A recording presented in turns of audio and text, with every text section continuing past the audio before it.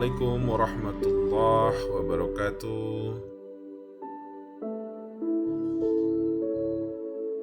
Selamat pagi, salam sejahtera bagi kita semua. Ketemu lagi di channel YouTube-nya Alek Prabudi.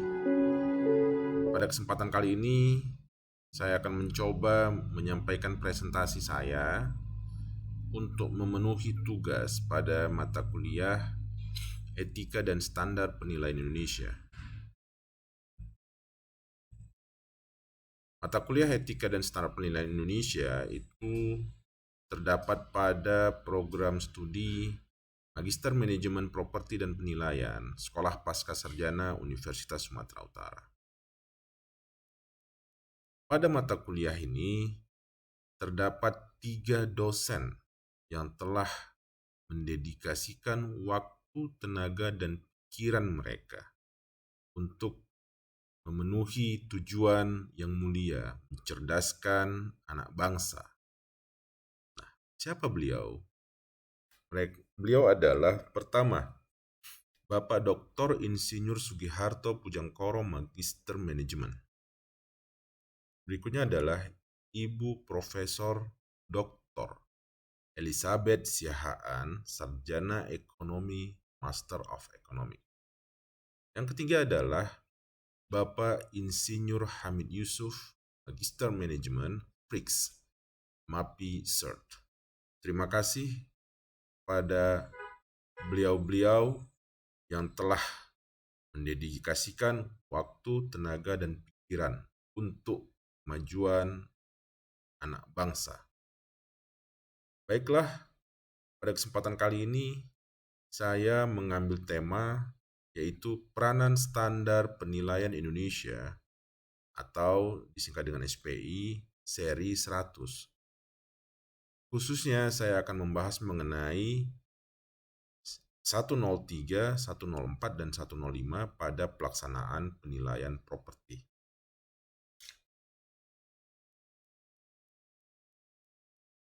SPI 103, 104, dan 105 adalah bagian penting dalam pelaksanaan suatu proses penilaian. Pada SPI 103, dalam pengembangan praktek penilaian adalah menjadi tanggung jawab penilai untuk mendefinisikan permasalahan tugas yang akan dilaksanakan, menentukan dasar penugasan sesuai dengan permasalahan yang telah didefinisikan, dan selanjutnya ditindaklanjuti dengan proses implementasi.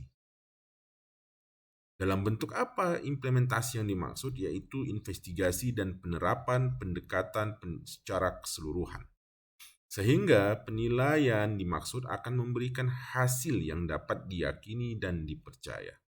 Secara umum, pelaksanaan suatu penilaian dimulai dari lingkup penugasan yang selanjutnya diaplikasikan dalam bentuk tahapan investigasi, kemudian pemilihan pendekatan penilaian, dan proses dokumentasi, dan pemenuhan standar atau ketentuan penilaian lainnya. Hal tersebut merupakan tahapan yang harus dilewati sebelum seorang penilai memberikan kesimpulan penilaian atau opini nilai yang disampaikan secara tertulis dalam bentuk laporan penilaian. Baik, kita langsung kepada SPI 103 yaitu lingkup penugasan. SPI 103 merupakan bagian dari standar umum pada bagian struktur Kode Etik Penilai Indonesia dan Standar Penilai Indonesia edisi 7 tahun 2018. Nah, sesungguhnya pada standar umum terdiri dari beberapa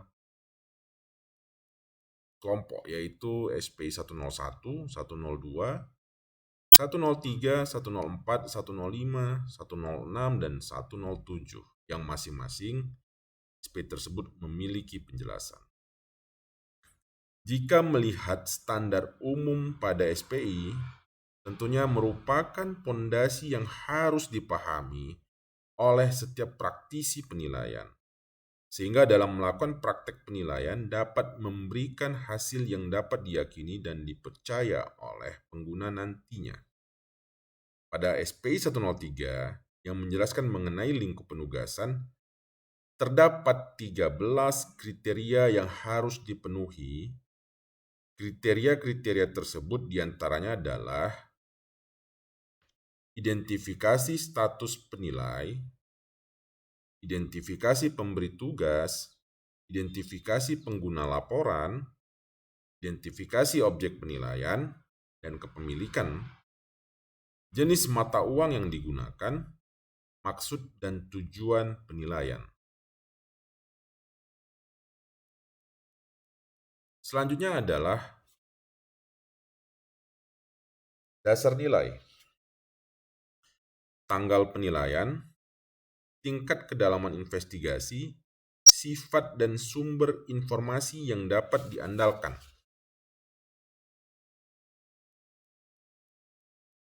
Kemudian, asumsi dan asumsi khusus. Persyaratan atas persetujuan untuk publikasi dan konfirmasi bahwa penilaian dilakukan berdasarkan SPI. Hal-hal tersebut yang kemudian dituangkan menjadi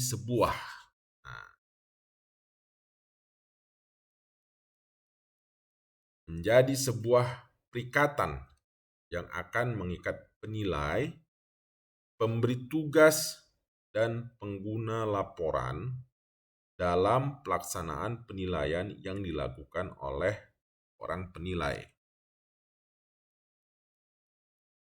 SPI 103 ini, kalau kita pahami secara lebih dalam lagi, maka memuat unsur-unsur yang terdapat di pasal 131, 1313,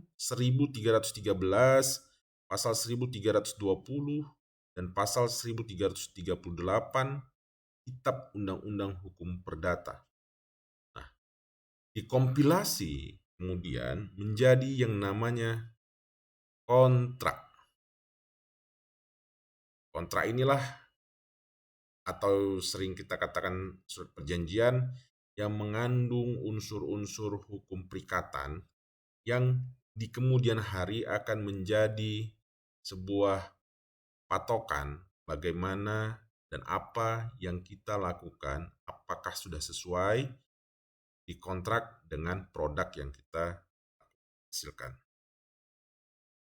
Berikutnya adalah implementasi. Implementasi ini pada SPI 104.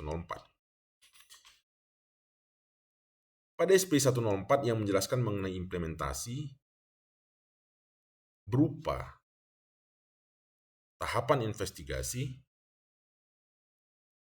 penerapan pendekatan penilaian, dan penyusunan kertas kerja.